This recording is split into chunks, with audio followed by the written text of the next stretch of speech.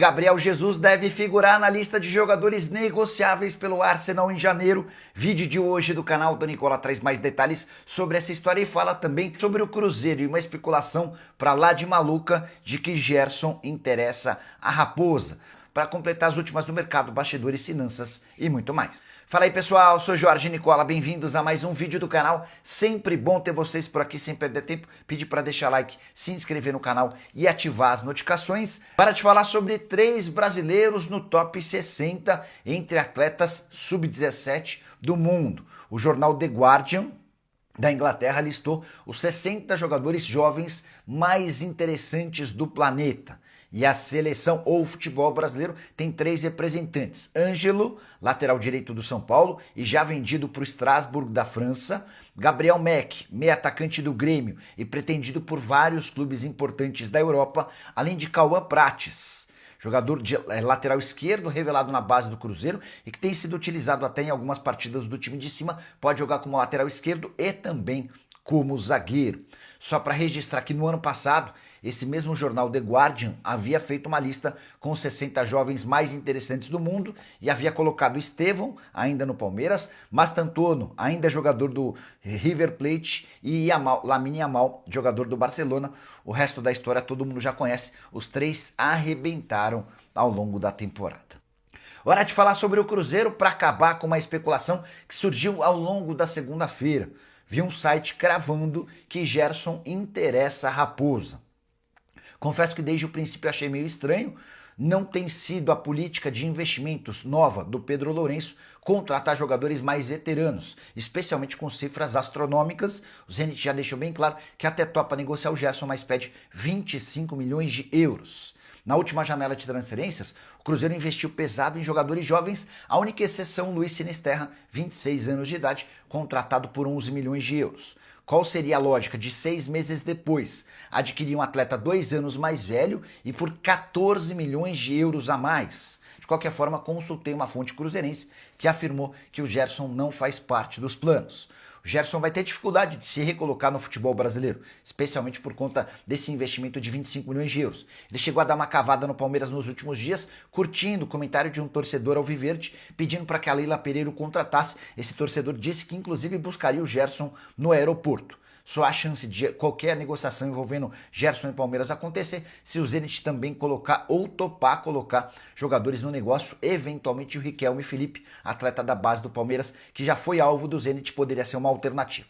Sobre Raposa e Gerson, a informação que eu tenho nesse momento é de que não cabe nenhum investimento desse tamanho, de 25 milhões de euros, nem por um jogador mais veterano. Você pode reparar que quase todos os últimos reforços do Cruzeiro são bem jovens. A gente pode lembrar do Cauã, do Arroio, entre outros. A ideia é garantir jogadores com ganho esportivo dentro de campo e vendas futuras. Novidade importante sobre Gabriel Jesus, o atacante do Arsenal de 28 anos de idade, deve ser colocado à venda a partir de janeiro, quando o mercado internacional reabre. Mas é bom que torcedores do Flamengo e do Palmeiras, entre outros, não se empolguem.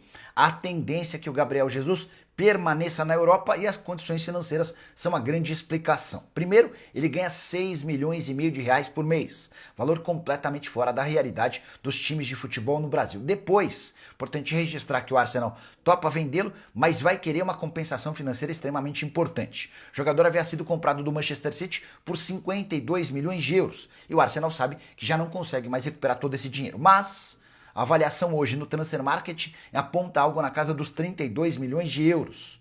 Valor irreal para clubes de futebol no Brasil, levando em consideração que o Gabriel Jesus tem 28 anos de idade e não joga desde o início do ano, sua última partida em 12 de janeiro.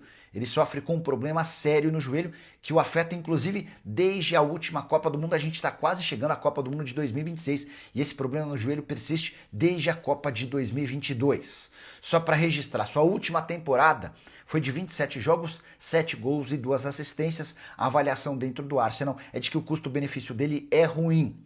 Gabriel Jesus entende que a volta ao Brasil vai acontecer, mas deve ser mais para frente. Nesse momento, ele está mais focado em continuar jogando no futebol europeu, cujos salários são bem superiores ao futebol brasileiro. Palmeiras e o Flamengo chegaram a sondá-lo recentemente.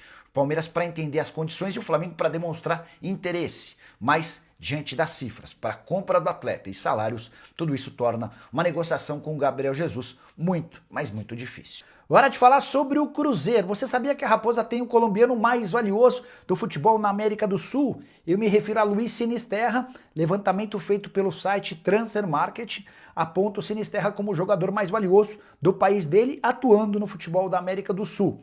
O atacante do Cruzeiro hoje está avaliado em 15 milhões de euros. É um valor quase o dobro na comparação com o segundo colocado, o Castanho, 24 anos de idade, jogador do River Plate, apontado como alguém que vale 8 milhões de euros. Na sequência aparecem Carrascal do Flamengo e Carlos Cuesta do Vasco, ambos na casa dos 7 milhões de euros. O Borré do Internacional avaliado em 6 milhões de euros. A gente ainda tem o Monsalve entre os 10 primeiros, Monsalve colombiano, de 21 anos de idade, jogador do Grêmio, cujo valor de mercado é de 5 milhões de euros. Estou contando tudo isso para registrar como alguns torcedores do Cruzeiro parecem precipitados ao cravarem que o Sinisterra não vai dar certo. O início de fato é ruim, um pouquinho acima do peso, sem conseguir jogar como, por exemplo, na Inglaterra, mas esse é o tipo de atleta que vale o investimento e a paciência, tem muita categoria, embora muitas lesões no seu histórico. É o Cruzeiro chegando na maior do Brasil, terça-feira, onde terá a equipe celeste finalizando a preparação para o clássico desta quarta-feira. O Cruzeiro com um espetacular retrospecto jogando na casa do rival. O Cruzeiro que hoje tem o técnico Leonardo Jardim colocando o ponto final na preparação, lembrando sempre na véspera do jogo, também no dia do jogo tem uma ativação de bola parada, mas o Cruzeiro que teve boas notícias nos últimos dias a respeito do Wanderson totalmente se recuperado de uma lombalgia e também o Christian. Cruzeiro teve um longo período de recuperação depois do jogo contra o Sport, por isso o Christian foi poupado e agora sim está, entrando na sua melhor condição física, o cara que pode agregar muito fisicamente no setor de ataque e também no setor defensivo. Conosco, João Marcelo. Ele que conversou com a reportagem da Itatiaia na zona mista pós-jogo contra o Sport, poderia ser uma opção para a vaga do Fabrício Bruno? Vamos ouvir o João Marcelo falando sobre o clássico. Eu penso que é um confronto difícil, não sei se eu vou jogar, não sei quem vai jogar, mas quem quer que seja que entre vai dar o máximo pelo Cruzeiro, vai dar o melhor em campo e vai estar pronto para ajudar. É o Cruzeiro que, além de ter esse desfalque na zaga do Fabrício Bruno, o Cruzeiro que vem fazendo todo esforço, logística, pensando com seu departamento. Hoje em dia é o clube muito estruturado, não mede esforços para dar conforto aos seus atletas, e o Fabrício Bruno que vai estar em campo daqui a pouco com a seleção do Brasil. Será que teria possibilidade? O Cruzeiro vai aguardar para ver essa chegada do Fabrício Bruno. Se não der para ele, vai o João Marcelo ou até mesmo o Jonathan Jesus. Jonathan Jesus corre na frente, até porque o João Marcelo se recuperou de lesão, foram 8 meses, mas garantiu para a reportagem da Itatiaia que está bem fisicamente. Tá certo?